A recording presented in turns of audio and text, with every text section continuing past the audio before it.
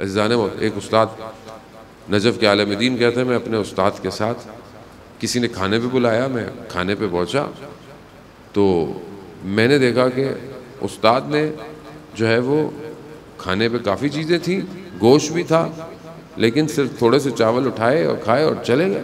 میں پریشان ہو گیا، میں نے کہا پتہ نہیں کھانا ان کے لیے بنایا تھا، مشکل تھی، کھانے میں کوئی پریشانی تھی۔ میں نے اپنی زوجہ سے پوچھا کہ کھانے میں کوئی چیز خراب تو نہیں تھی، سب صاف تھا؟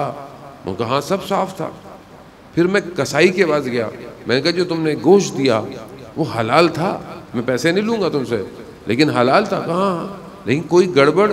کہا ہاں، وہ جب گوشت کاٹ رہا تھا تو بلی نے آیا اور اپنے منہ میں ڈال کر بھاگ رہی تھی، تو میں نے اس کے منہ سے چھینا تھا، یعنی غضب کیا۔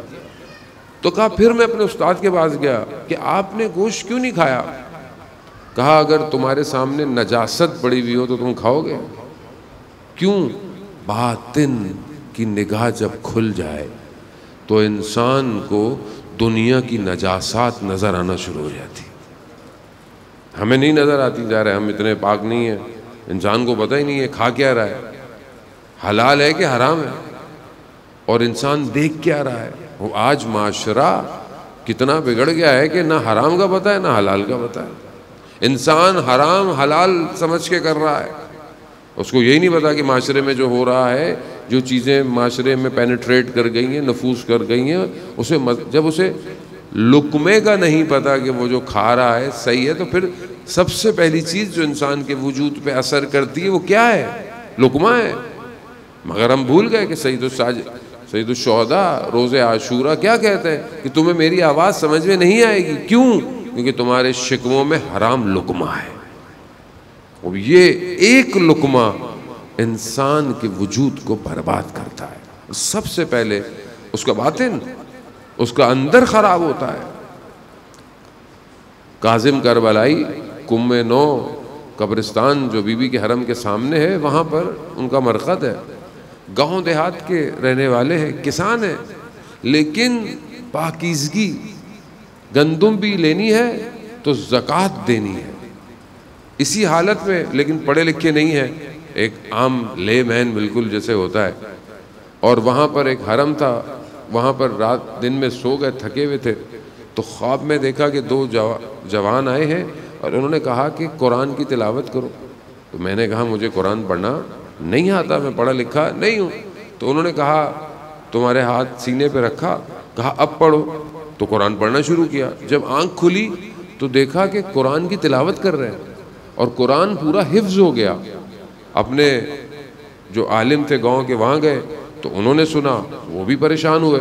اس زمانے میں آیت اللہ بروجردی مراجع بزرگ تھے پورے، ان کے پاس لے کے گئے، انہوں نے بھی ٹیسٹ لیا، تو کہا یہ تو اس کو قرآن حفظ ہو گیا ہے۔ اب جب پڑھے لکھے نہیں تھے، عربی کتابیں دیتے تھے جس پہ عربی لکھی ہوتی تھی، اور جہاں قرآن کی آیت ہوتی تھی وہیں انگلی رکھتے تھے۔ تو کہا آپ تو پڑھے لکھے نہیں ہیں، آپ کو کیسے پتا کہ یہ قرآن کی آیت ہے؟ کہا جہاں قرآن ہے وہاں سے نور نکلتا ہے، مجھے نظر آتا ہے۔ ایک دن کہیں کھانے پر گئے، واپس آئے تو دیکھا قرآن بھول رہے ہیں۔ تو انہوں نے پوچھا یہ کس کے گھر پہ کھانے پہ لے کے گئے تھے؟ تو کہا یہ خمس دیتا ہے کہ نہیں دیتا؟ ظاہر ہے خمس مال امام ہے، جب کوئی کھائے گا تو جائز تھوڑی ہے، حرام ہو جائے گا۔ تو بس وہی ہوا، کہتے ہیں خود انگلی ڈال کر کہہ کی تاکہ کھانا باہر نکلے۔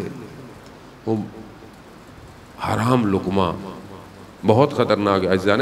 آج جو معاشرے میں برائی پھیل رہی ہے، بے حیائی، بے پردگی، ٹی وی ڈرامے جو آپ دیکھ رہے ہیں ماشاءاللہ، حرام تعلقات، آہستہ آہستہ جو معاشرے میں نفوذ کیا جا رہا ہے، تعلیمی اداروں کے جو حالات ہمارے چل رہے ہیں، جوان نشوں کی طرف جا رہا ہے، یہ کیا ہے؟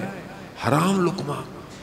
اسی لیے خاص طور پر جوانوں کو اپنے آپ کو بچانے کی بہت زیادہ، بزرگ تو ماشاءاللہ بزرگ ہیں، انہی کی محنت سے آج یہ مجلس و عزاداری قائم اور دائم ہے، لیکن جوان نعمت ہے پروردگار کی۔